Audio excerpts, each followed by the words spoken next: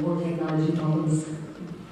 They gave me a very special microphone for myself, as I said, I like to walk around the room. I can't get it open. Not to worry, I can work without technology. So my name is Mary, and I need an interpreter because I'm from Callan. And I think I'm the only person here who's not involved in nursing, would that be right? So I have seen wonderful perspectives here today. I've only been in hospital twice in my life, and that was in the maternity unit. So, and I had a great experience, but it's true what they say about nurses. You're very, very highly valued and unique people. And I am delighted, privileged to be here, and thank you very, very much for the warm welcome you gave me. And again, I really, really enjoyed all the speakers, even though I'm not involved in the health service. And I was smiling to myself and was thinking of the sensory awareness, and remind me of a story. I used to visit an elderly neighbour of mine who had just got a hearing aid fitted. And so I said, "So Rosie, how do you like your hearing aid?" And she said, "It's fantastic, I can hear everything." I said, "Great, are your family delighted?" "Oh, not at all yet, I haven't told them yet." And I changed my will 5 times. So you really do have to be aware.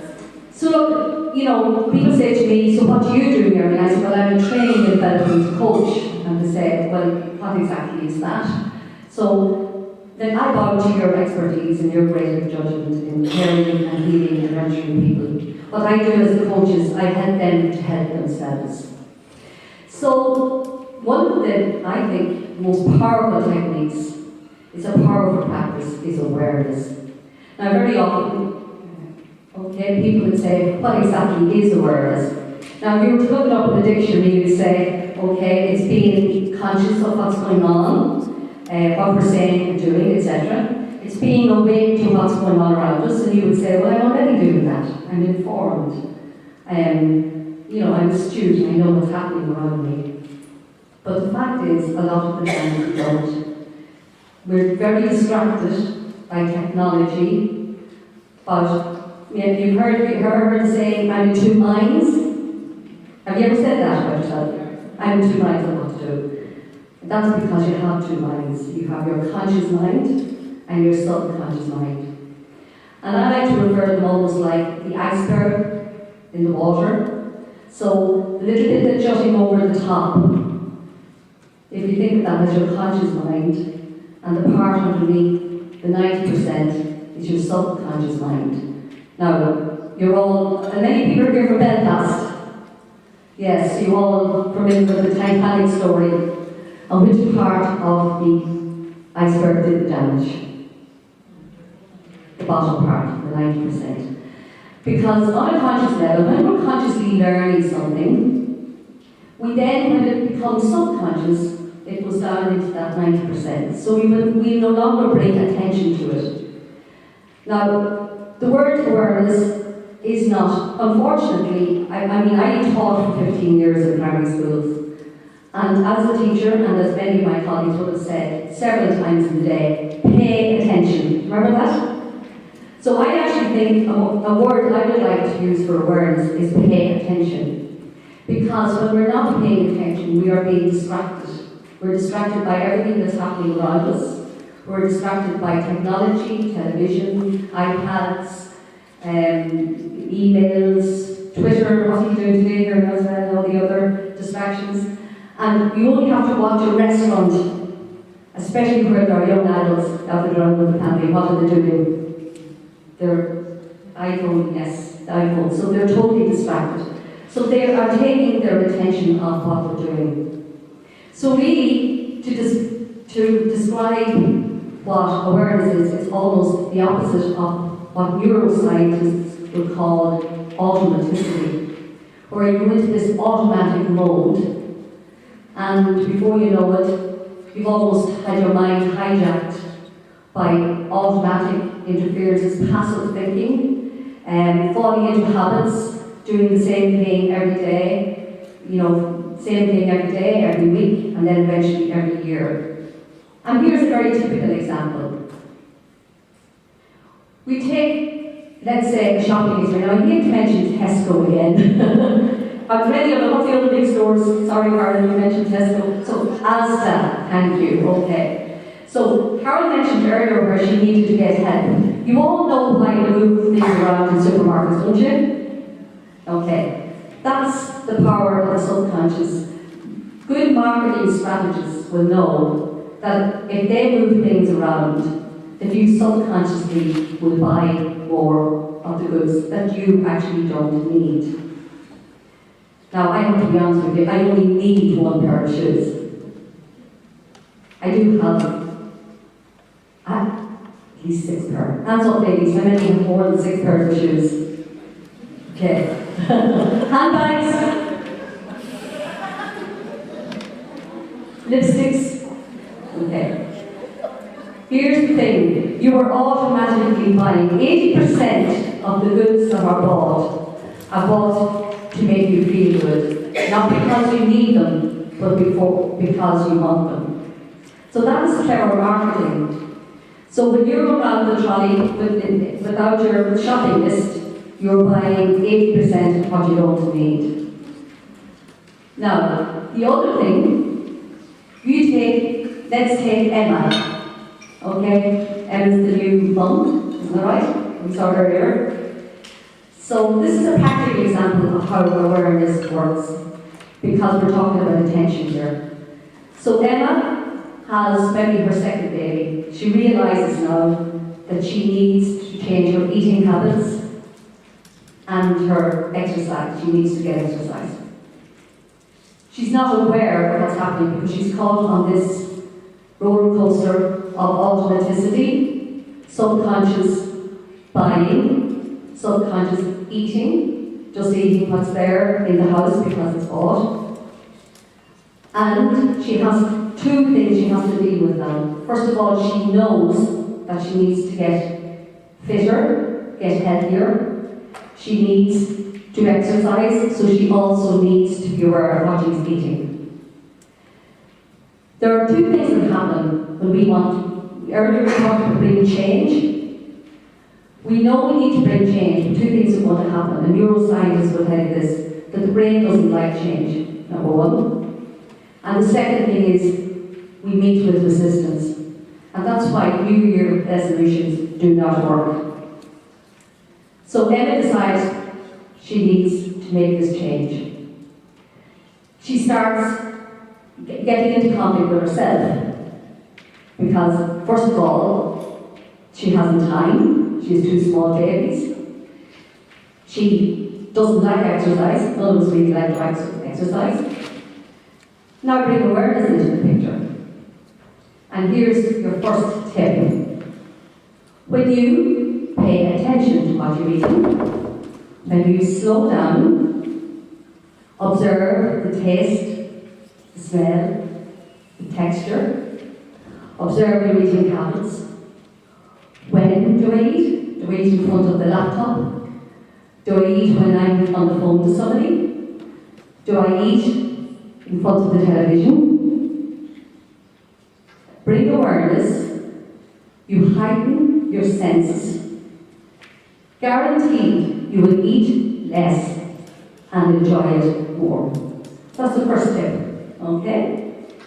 Now, let's look at the slide here.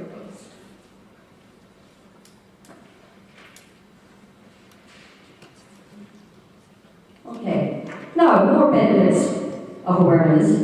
Helps you to grow in personal clarity and improves your power to choose.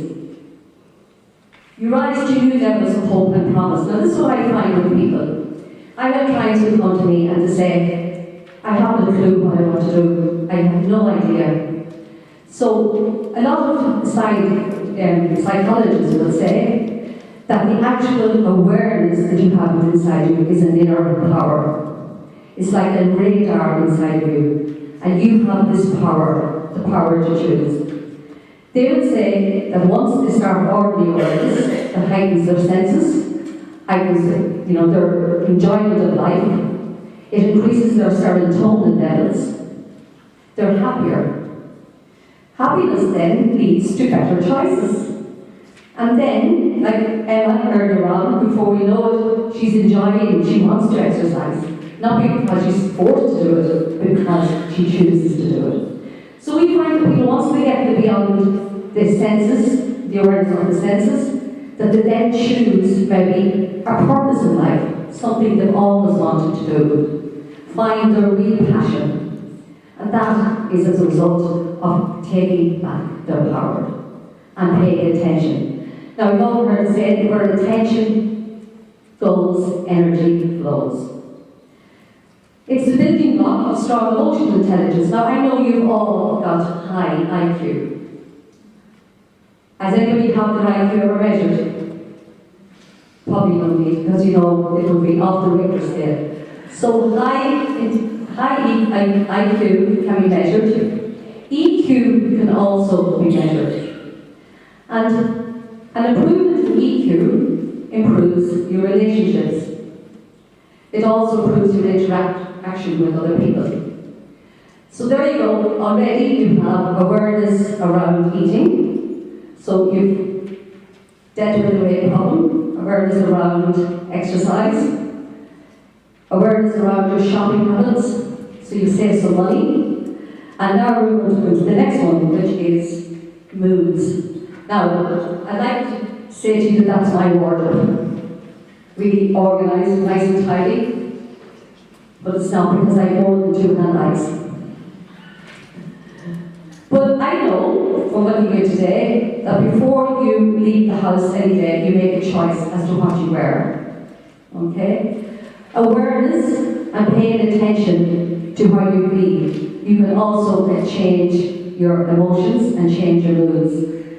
Now, let me think of a time that they were having an argument with someone. A nice hot, heavy argument or disagreement, and then the doorbell rings. What happens? It changes like that. Okay. Now, neuroscientists will tell us that a mood, obviously we have to honour our feelings and honour our moods.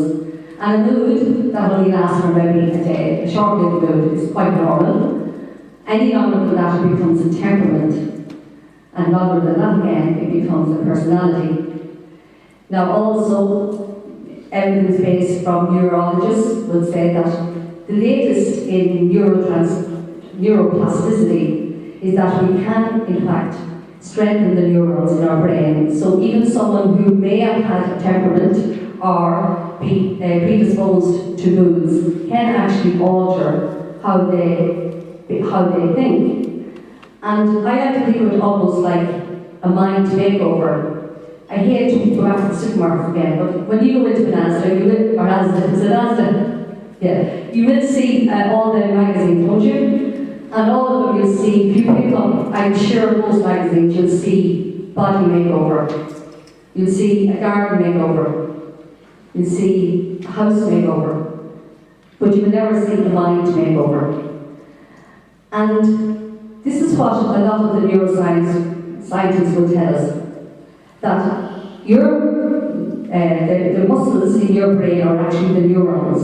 So even today, you will grow new neurons from all the latest information you got. And when you think of the thoughts that you have, they're like chemicals. So the chemicals are like the calories, and the neurons are the muscles. So if you're having a mind makeover, you increase the strength of your neurons, and you lower the amount of chemicals, as in negative thoughts. So again, by improving the threshold, I know ladies mentioned earlier there about people who have challenges. And there's no doubt I have found that the happiest people that I've actually ever met in my work is actually those who have had tremendous challenges, because they have grown through those challenges and they've also helped others by inspiring them and helping them to overcome their challenges. So when you increase the neurons and you do this mind makeover for yourself, or you have more positive thinking, less, stronger mind threshold, you have a propensity to get back on your feet much quicker. Now, as nurses, would you be agreeable that when someone presents to you that was already in a healthy and fit condition, but the commitment maybe a disease or a virus, don't they recover more quickly? Physically, yes? So it's the same with the mind. So So if you have a challenge, you will recover more quickly. So that's moods. Now, the ABC of happiness. So I want to ask you something here, and I'm going to ask you to participate in something. Again, when people come to me when we're coaching or we're in a workshop, and they say, well, I really don't know what I want to do with my life. I really don't know where to start. I would say, well, okay, let's go to the very end. Now, it's fair to say, everybody would say, I just want to be happy. Would you agree with that? Hands up, people just like to be happy. Peace of mind. Okay, that's not what we all want to attain, all right? Now, I'm going to ask each of you to just point to yourself and say, my name is, now you said that's your new mantra, isn't it? Okay, so I want you to point to yourself and say, my name is. Okay? On the count of 3, point to yourself and say, my name is, and I like being happy and having peace of mind. Okay? All set? 1, 2, 3, go. Oh my goodness. You can do better than that. Okay. I want you to raise the roof. This is all I'm going to do with money. Okay. I'm going to try and motivate you. Okay. So this time I want you to say, would you like to have happiness and peace of mind? You sure? Okay. This time I want you to raise the roof. My name is, and I would like happiness and peace of mind. Thank you very much. Okay. Point to yourself, please. My name is.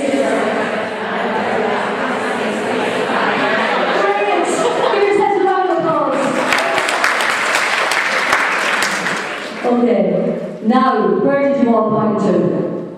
You pointed here, didn't you? Alright. Now, did anybody point up there? Of course not. Now, I know you have wonderful minds, I know you have bright minds, but I also know you have open minds.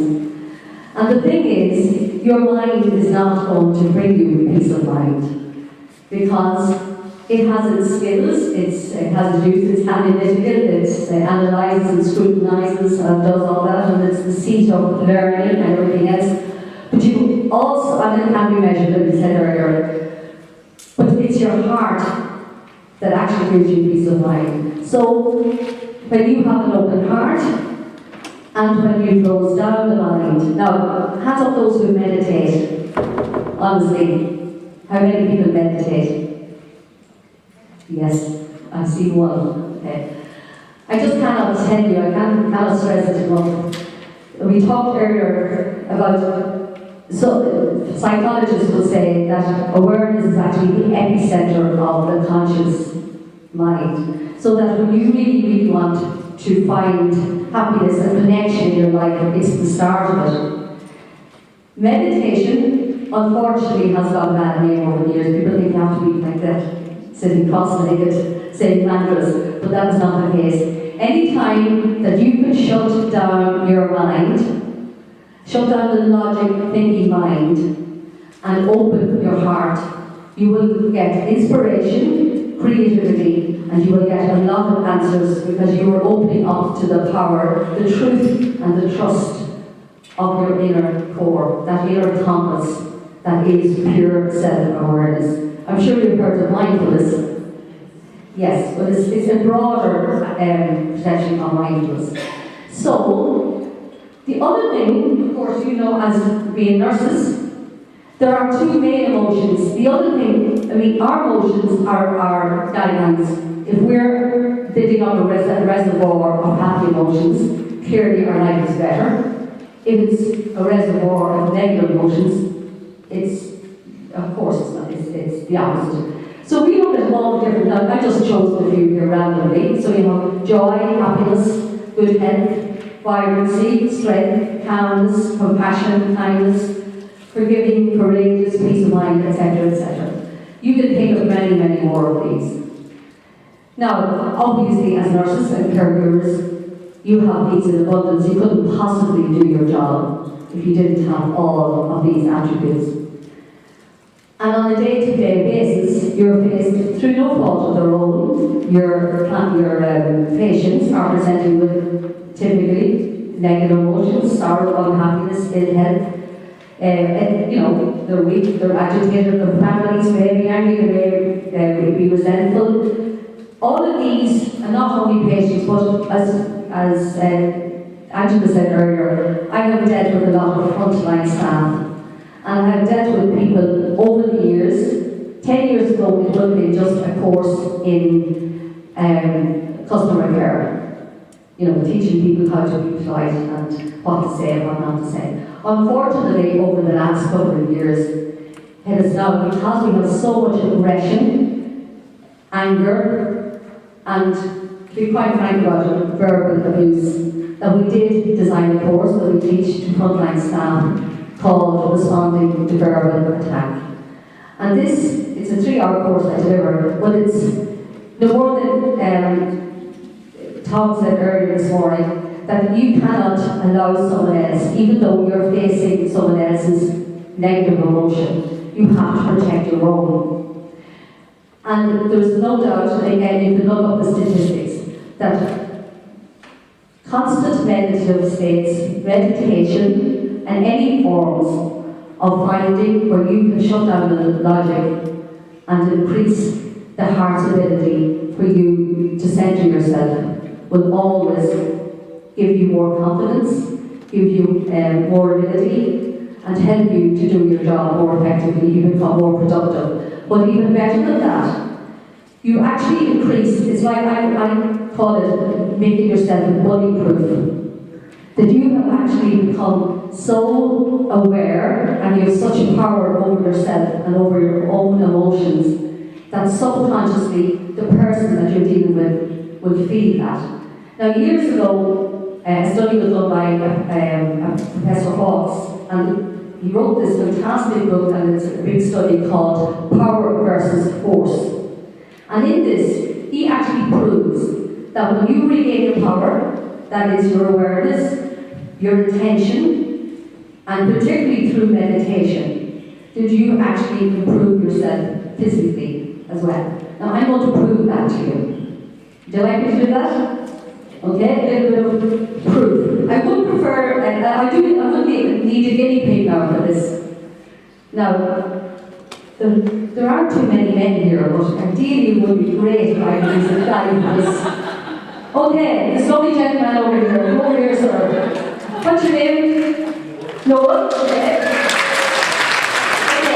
Can you all see Noel? Actually, Noel, I'm going to ask you to set up beside me. And over here, please, Noel. Noel, you're a fine, handsome young man. Shake hands with you, Noel. Just to check with the audience. Did I give you any brown envelopes? No. Okay. Okay, I'm going to ask, this is a demonstration of how this works, alright?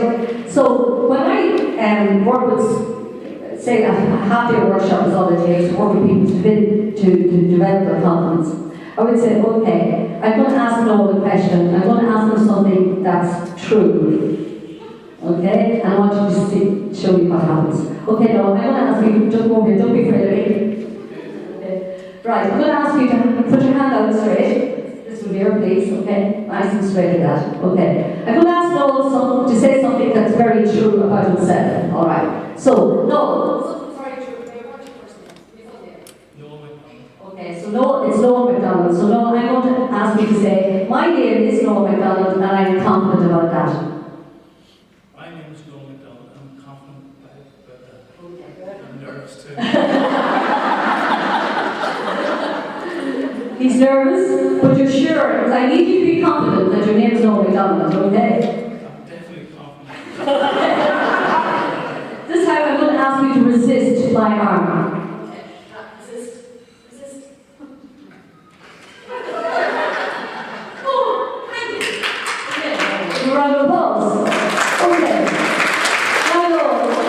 What's your best friend's name? Oh, Anne, okay, right. This time I'm going to ask Noel to hold out either that arm again or another arm. Okay, Noel, hold out your arm, please. Now, this time I want you to say, my name is Anne MacDonald, is it? Yeah. Okay. I want you to say that's my name. Okay, he's really nervous. So, what we don't know? My name is Anne MacDonald, or MacDonald. My name is Anne MacDonald. Are you sure? Definitely right.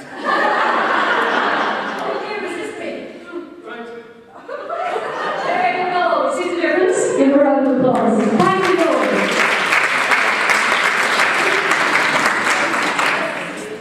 Well done. Are you alright? You're buying time to the bar, right? But really, what we're talking about, when I do the conflict resolution, the dynamics of conflict, we work with that. It takes a full about 3 hours, but really it is a lot about awareness, about building up confidence. And no one else, you can't give permission to someone else to take down your confidence. Earlier, like that guy who bought the newspaper at the stand, and he still retained his demeanour. It's the same with the two emotions. And again, I would say to you, if you find yourself in a spot, remember what I said about your heart. Your heart is open to the truth, it's open to trust. There are some things your mind cannot solve. So if you find yourself in a situation, even at your place of work, and you feel you just need, you've worked hurt, somebody upset you, somebody says something that offended you, it's the heart that hurts, and it's the heart that's wounded, but it's also the heart that can heal. So don't be afraid to just go in, even sit to the toilet, just put your hand on your heart. A small little bit of meditation where you say, help, I just need the guidance here, because sometimes you have to be kind to yourself. You're so used to being kind to others that you've forgotten how to do that. So really and truly, meditation, I promise you, there's enough evidence out there to prove that it's one of the most powerful things you can do for yourself. Thank you, Noel, again. Now, here are some interesting statistics about our thoughts. I said earlier about the thoughts being the chemicals in your brain, like calories that you're taking in. And again, this is all evidence-based. The average human being has 50,000 thoughts per day. And on average, 40,000 of these are negative. Now, that's thereabouts. So the ratio of negative to positive is 4 to 1. Now, earlier we talked about people who thrive. Who was speaking about thriving? Oh yes, I was speaking to Rosie about cancer support. I have just finished a 6-week course with cancer support in Cavan Patil, and the course I developed was called From Surviving to Thriving. And again, they proved what the lady said earlier, top of the list for them, emotionally, when they come out of hospital and they're trying to get back into normalising their lives, and top of the list is fear. And fear, if you imagine, that's just the average person, that's an ordinary person that doesn't have cancer, is already on a ratio of 4 to 1. To try and get into thriving, you need to get from 3 down, I need to get down to 3 to 1. So you imagine how difficult it is for a cancer or any patient that you're dealing with who's had a diagnosis of a serious illness. So we are hardwired to be biased to negativity. And to explain that, this is what I use here, the amygdala. I'm sure you've all heard of the amygdala?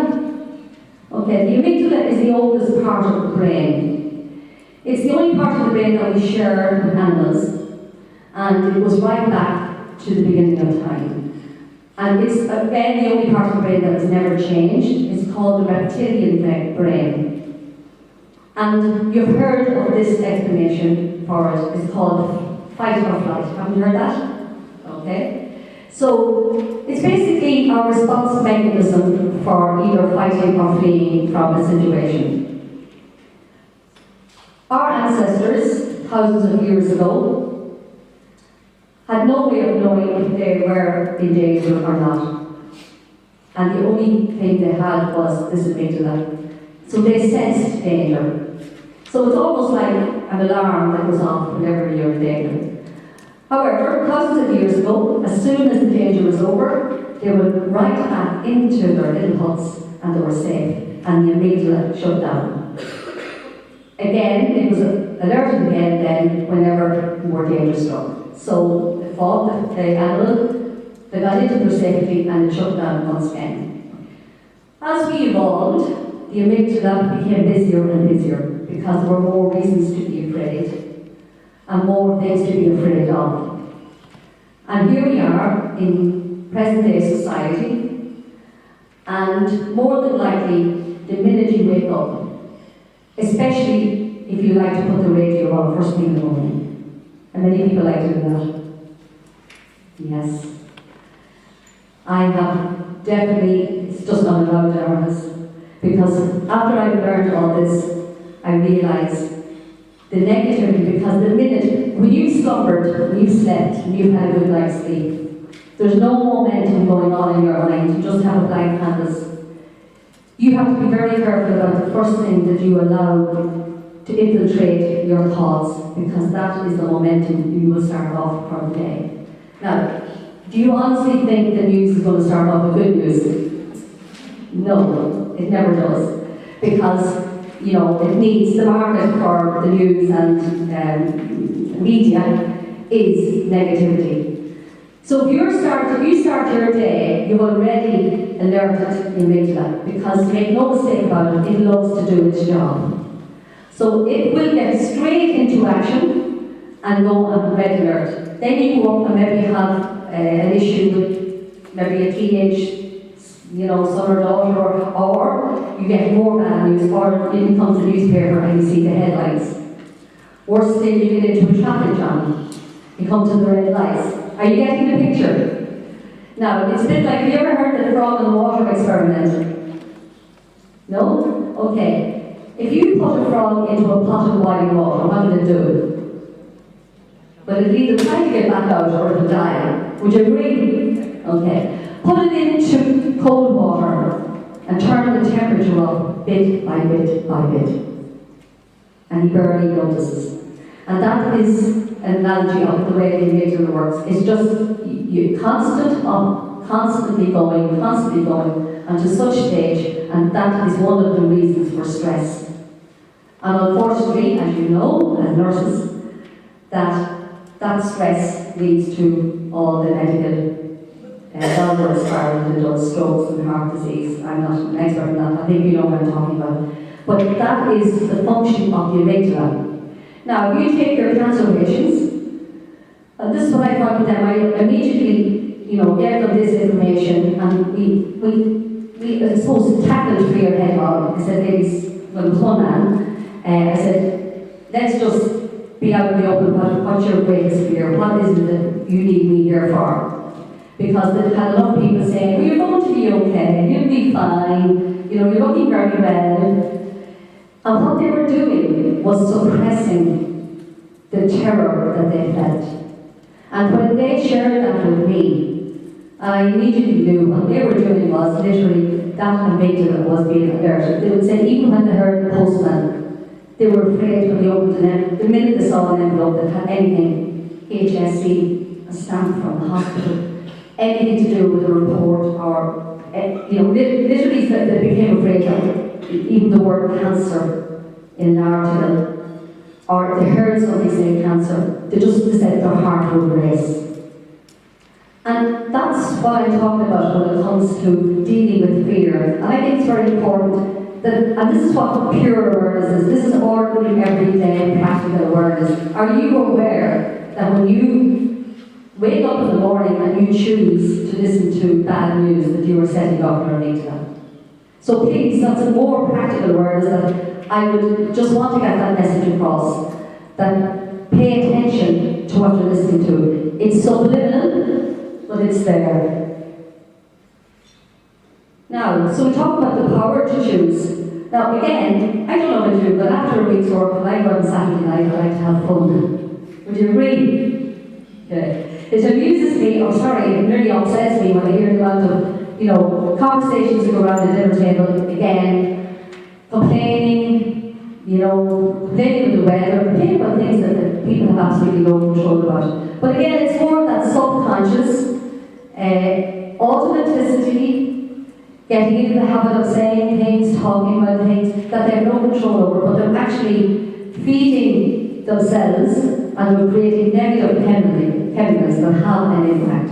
So I always say, be very, very careful. When you're out for your night, enjoy it. But I guarantee you that this Saturday night, I will meet some friends. Most of the conversation will be about one bad day that some of them had. Do you agree with me? And the other 6 days up until Saturday, it won't be mentioned. So be very, very careful about deciding. Make that choice. It's your choice, it's your power. Because when you give away your power, you make decisions that you're going to have this negative amygdala going off all the time. It's your choice. So take back your power. And again, towards and away your goals. Now, I want to back here for a second because choices are also, sorry, this is, oops, hold on a minute. The other thing that I need to just address here as well is the power of our language. Now, I talked earlier about the brain not liking change. The other thing the brain doesn't do very well is negation, so it doesn't like to have to process negative words or negative, especially double negatives, or any negative commands. For instance, if I said to a child, don't spill milk, what would it do? Spill milk, alright. So it's the same with our language. So let's look at, for instance, customer care again, or even general language. Quite often we have somebody who means to say something positive, and they actually want to say, for instance, how are you today, Brenda? And Brenda might say, not bad. What she really meant to say was, I'm good. I could be worse. No point in complaining. No one's listening. You're all laughing, but it's true. There's all this negative. So already there you have not bad, could be worse, complaining, no one's listening, so you've got all this negativity. Here's my favourite one. I remember when I started teaching customer care years ago, you would say to somebody, when someone would say, thank you very much, you would say, you're very welcome. What do they say now? No problem. No hassle. No worries. Or as they say in Calvin, no bother. Oh, sorry, Francis, you forget to come hard. Do you see what I'm saying? How many negative words were there? Problem, hassle, worry. What was the last one? Bother.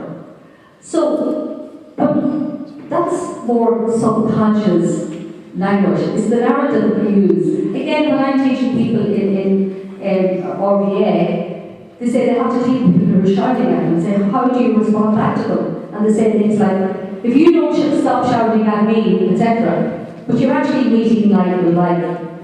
Whereas when you are calm, and again, meditation brings great calmness, you will bring calmness to those around you. So be very careful. Again, more awareness. Be very, very aware of the language. This can be fun, by the way. So if you bring this to your family, to youngsters, and I do this with the clients, say, look, be very careful. Everything you're saying is being picked up by the brain and the subconscious. So here is another one, of course. I don't know if you do this down here today. I'm going to take the bull by the horns. Have you ever heard that one? Okay. Well, where I live, I'm surrounded by farmers, and I have no intentions of jumping over the field to take the bull by the horns because I know what's going to happen. And I don't know, things like we're on the pig's back. But we can laugh at all that, but the fact is, that is lack of awareness. It's putting our attention on negative words, negative language, which lead to negative thinking. And the other thing is awareness is contracted. Your own awareness, that epicenter, contracts whenever you're thinking negative thoughts. It expands when you're thinking positive ones. Now there's another little word so again, the same with your goals. If you put your intentions on, do you do goal setting at work? Do you ever do goal setting? Okay. Well, I always say to people, think more of, because I'm using the word intention here, pay attention. So an intention is even stronger. So when you place an intention, it's even more powerful than a goal, because again, we talked about the mind and the heart. The intention is pure intent. It comes from the heart, and the chances of it coming to fruition are much greater when you use your heart for your intention. The second thing I would say is give it your attention. So if there's something you really want to do, place your attention, give it your attention. And then the third part of this triad is no tension. So in other words, let it develop. Because too often we get in our own ways, we want things, we want them now, and we think we have control over how they manifest. Whereas, have we any gardeners here? People who like to plant. When you plant a seed and you put it in the ground, do you go back to check it?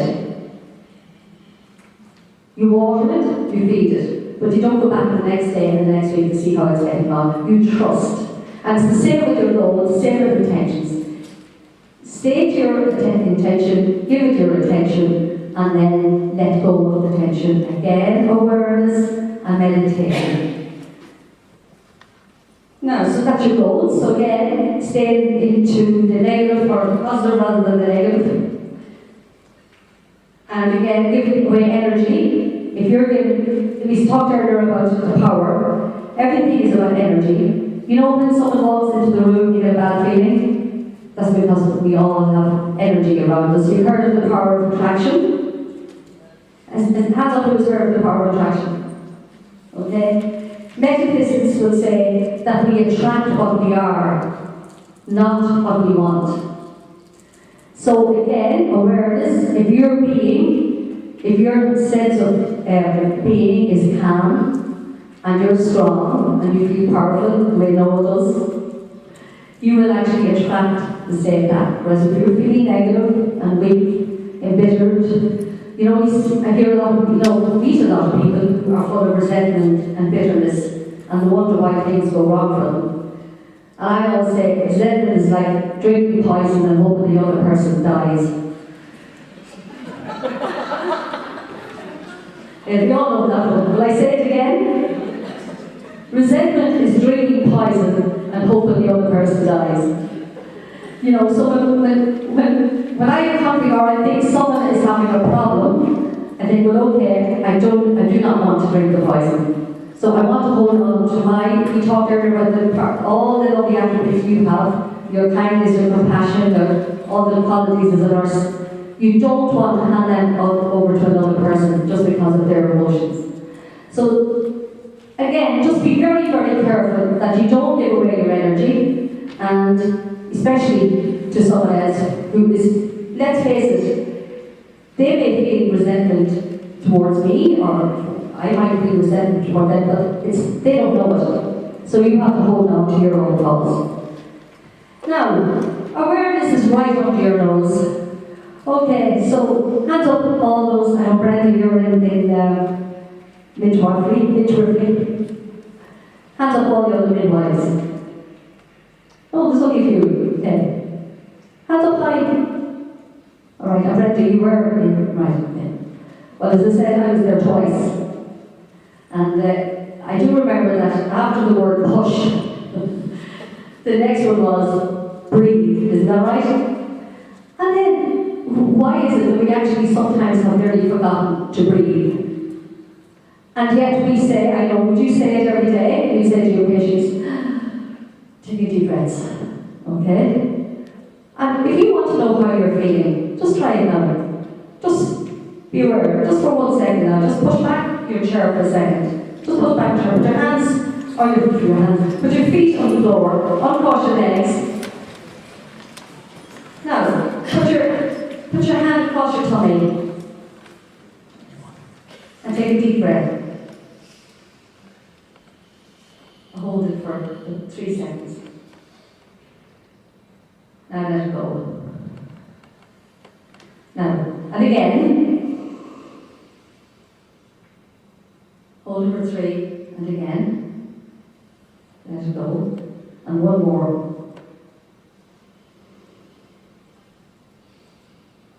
And let it go. Now, let me ask you a quick question. How many of you feel a little bit dizzy after that? Yes. Did you feel shallow breaths? Because if you want to know how you're feeling, you only have to test your breath, or test your breathing. And again, if you want to start meditating, if you want to make a start on it before you go to maybe a yoga class or whatever, I would always say, if you try breathing, taking deep breaths for maybe 2 to 3 minutes a day to start with. And the other thing you can do, I know you all do as nurses, is rub your hands like that. Take deep breaths and rub your own hands. You can call your own name. This is a fantastic way to get rid of stress and to relax. And then do that heart meditation is another great way to do it. So I urge you, I feel I've only 5 minutes left, but we did talk earlier about being care-centred, about checking. So for me, recap just for a moment. Slowing down how you eat, taking in all the senses. When you do that with your taste buds, you will automatically do it with every other sense. Your hearing you will be sharper, colours will be brighter, and so on and so on. You also improve how you shop. You will change how you feel about your emotions around shopping and not be caught into the subconscious buying that we often do. You increase your relationship through improving your EQ. You improve all of the other areas with your thoughts, as I said to you about the amygdala, and be careful about your thoughts. You improve the way you feel about your mind and your heart connection. And I want to finish off with another very small, I want to talk about a very, very small word that we use hundreds of times a day, and it has the potential to cause a lot of damage that we're subconsciously not aware of. It's a very small conjunctive word, and anybody hazard a guess what it might be. Okay, you may not have time, so I'm going to tell you what it is. The word but. Alright? Okay, so let's take an example.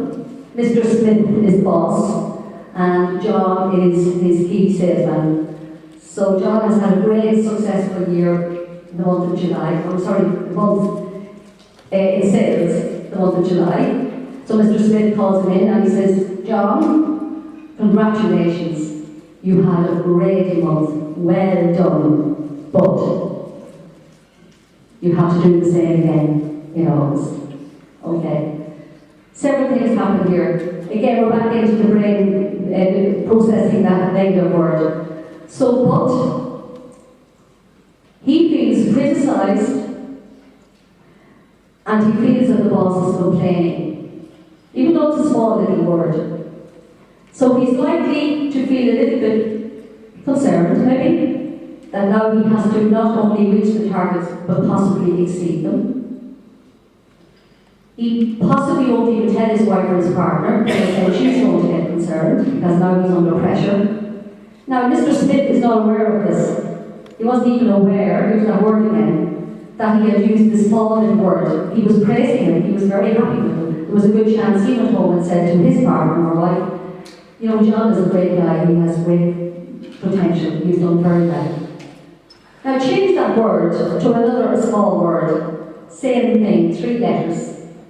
And it serves the same purpose. Can anybody think what it might be? And. Okay. John, come into the office, I'd like to speak to you. You've had a great month in July. And I can't wait to see what you're going to do in August. He now feels appreciated and he's encouraged. He goes home to his wife or his partner and he says, you know what? We're going to celebrate. I had a great month in July. I cannot wait to increase the sales for August. I love what I do. I love my job. I love working for Mr. Smith. And I am going to skyrocket the sales in that firm in August to celebrate. When you complain and criticise, you contract. This is all about energy again. You contract. And when you encourage and help other people, and as he did with the and word, you actually expand. So he was even walking like that as opposed to going out like that. So these might sound like trivial little things, but again, it's very, very hard in 45 minutes to get the full measure of what awareness, but it is bringing your attention. And I urge you, please to try some of these little tips as you go away. But remember, I suppose what I would say is, beware of negativity and of the amygdala and of unconscious buying, unconscious automaticity, and to be aware of all the power that you can bring to yourself when you reverse that and you're aware of what you do, what you say, what you think. And I remember the first time I heard this saying, I thought it was nearly at a booby prize when people would say, oh, you know, the best things in life are free. And I used to think, oh yeah, here we go again. I should they're happy. There's nothing but they're happy. When you hear people say, you know, those people who are happiest in life are not those that have the best, but there are those who make the best with what they have. And we all have, as I said, right under our nose, we have our breathing, we have our hearts, and we have our abilities to, you know, use our minds and hearts in the right balance. And at the end of the day, it is about going within, and if you go within, you won't go without. Thank you very much indeed for your attention.